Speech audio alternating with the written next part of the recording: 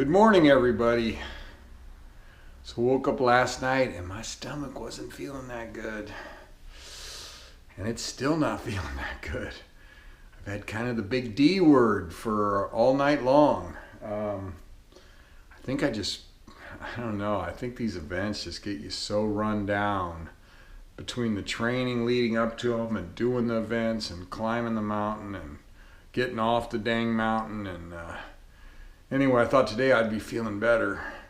You know, after yesterday was kind of a rest day, just a little bit of stretching. And I feel literally like crap. Literally. So anyway, I'm working on my we're all the way down here now for my next event, Denali. So I'm working on my Denali climb, trying to get all that organized and get paperwork done and stuff like that. And boy, and I don't feel good. So we'll see what happens. I got to get it out. And then I haven't even had a chance to look at my coach's workouts because I know she's got something going on. So anyway, so far this morning not feeling that good, but I'm Googling like diarrhea cures. I don't even know. I don't get stuff like this that often, but I got it. And remember up on in Tuscobia, I got that was throwing up. This is the other end on the trail. That was horrible. So anyway, I must be pushing my body really good or something for it to keep getting sick like this. But I don't know. Anyway, I'm going to Google more cures. It says eat plain food. And I'm thinking, like, I don't even own plain food, I don't think. I got, like, shakes. I got, like, protein shakes. That's like Roto-Rooter going through there. That probably wouldn't be that smart. Although I do own some oatmeal, so maybe oatmeal will work as considered a plain food. Anyway, I'm on it. So here's my fridge. And I just got back a day or two ago, but I usually don't carry that much, but all I got is almond milk for making protein shakes, and I got a chicken. And I got a little cheese and turkey that me and Furley share. And then I go over to here to my big cabinet, and I got some instant oatmeal, and I think that's what I'm gonna try for my stomach. So I did get a great text from Deb yesterday. She picked up 2 more GoPros for me. Got a good deal on them.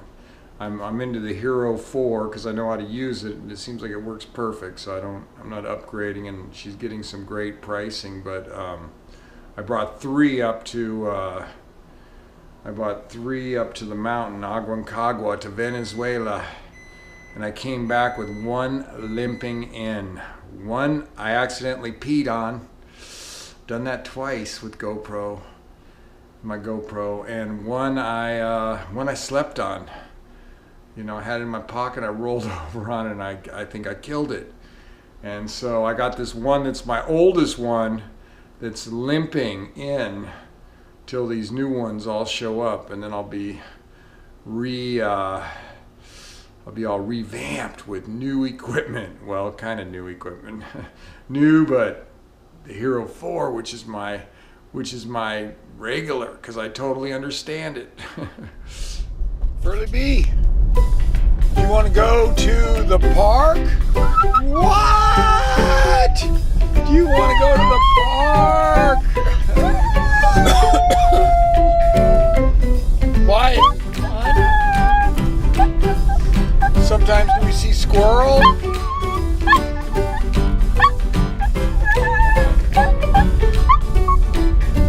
Good boy. Furley be good boy. We're going to the park. Furley be good boy. We're going to the park.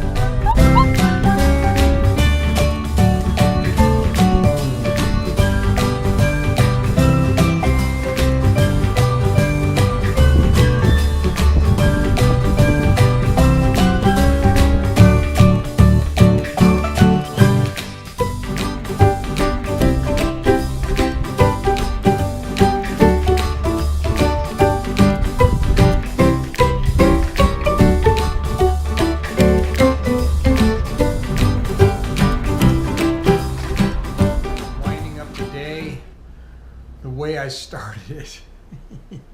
Here's my little Furley B. Furley B, he gets nervous. He worries these lights are gonna fall on his head, because they have. They've fallen on both of our heads when the couch rocks into them. Anyway, I'm kind of ending the day the way I started it. It's like I got to take a quick break and use the bathroom. That's been going on all day long. And I talked to my coach and I said, I don't like to miss workouts. I really hate to miss workouts, and I did. I got in like 45 minutes of walking today, but I did not. She had me down for a 45-minute run. I said, I just don't think I have it in me with this stomach bug. It might be kind of ugly. I've done stuff like that. And you get down there and you're in the middle of these neighborhoods and you got to go and you're like, oh my God, what do I do? I don't even want to tell you what I did. It was like, hey, some big bald butted dog just went on our lawn. Just kidding, I wouldn't do that. Anyway, yeah, so I'm thinking this is like a 24-hour. This is nothing like what I had when I was throwing up in Tuscobia, in the snow at minus 70 degrees, and I'm out there throwing up in the middle of the trail on the middle of the night. This is like a minor one. I think I just got kind of run down, A lot of time on that mountain, a lot of time getting off that mountain. You got 3 big days to get off the mountain, off Aconcagua. And then it's like a 24-hour journey home, with all the time changes and 3 different planes, and just kind of, I think just got me kind of run down. So, and just so you know how I do it is I really, really, really hate missing workouts that my coach gives me. They're a must. And so I wait, and I waited, and I waited, and I waited, and I was hoping I'd get it together, and I couldn't. I mean, I just don't. Right now I got to run to the bathroom again, and but I do try to wait as long as I can to see if I can get my workout in, because literally I have made it a must. I trained with my friend that one 3 or 4 day weekend where she's one of the top runners in the world, 100-mile runners in the world, and she doesn't miss workouts, man. And and that's how I am, probably unless she's dying sick, or really bad diarrhea. Now, if I lived more in the boonies to where I could run and go and run and go, maybe I'd be out running. I don't know, but I'm pretty weak too, on top of having to go. But anyway, and I'm working, I was talking with me and Deb, had a good chat today, and we're talking about, we're trying to get Denali organized and sealed for the climb there. I'm shooting for going up in June. I haven't firmed anything up yet, but I'm shooting to do that. And yeah, and then we're also looking at doing training in May, if everything lines up on Shasta, and renting some sort of a bedroom or something, Airbnb up there, some sort of bedroom or something, right in Shasta, and Mount Shasta, right by the mountain, and then training for a month before I go up to Denali, kind of to get used to that, up and down the steep stuff. So I thought I did really, really good on Aconcagua. Now, Aconcagua, you're not roping up. It's between, the steeper parts are 30 to 35% grade. Denali has, most of them are 40% grades, to where where you're roping up so that so you don't slide off the mountain.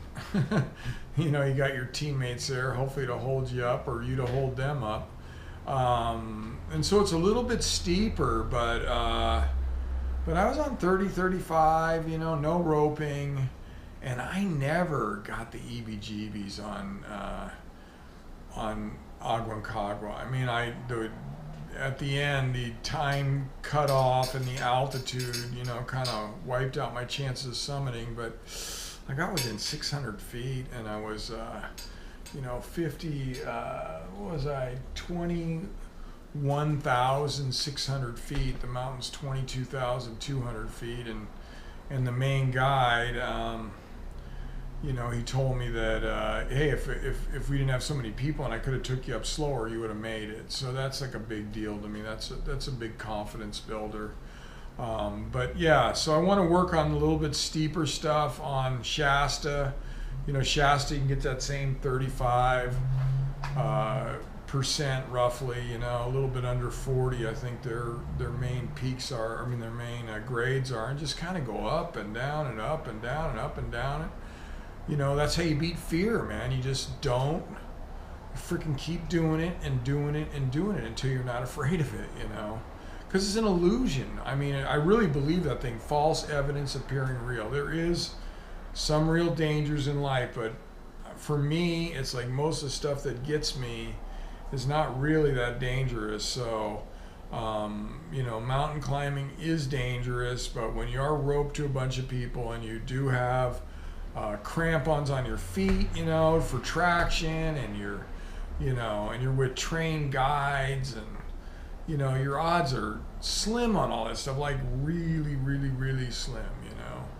And, but because I've had, you know, a couple bad experiences, I got to get up there on Shasta, which is closer. It's like a 4-hour drive away, and it's still a 14,000 foot mountain, and it's steep, it's difficult, you know, but not as steep as Denali or as tall as Denali, but it's like a little mini version of it close by that I can train on, so I'm excited about that.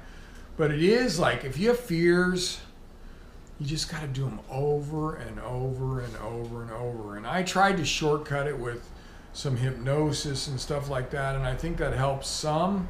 I know it helps some, but you got to get up and just do it. You just got to attack your fears and do them over and over and over and over and over until, you know, that false evidence appearing real, fear, false evidence appearing real, until you realize that, hey, I got these things on my feet.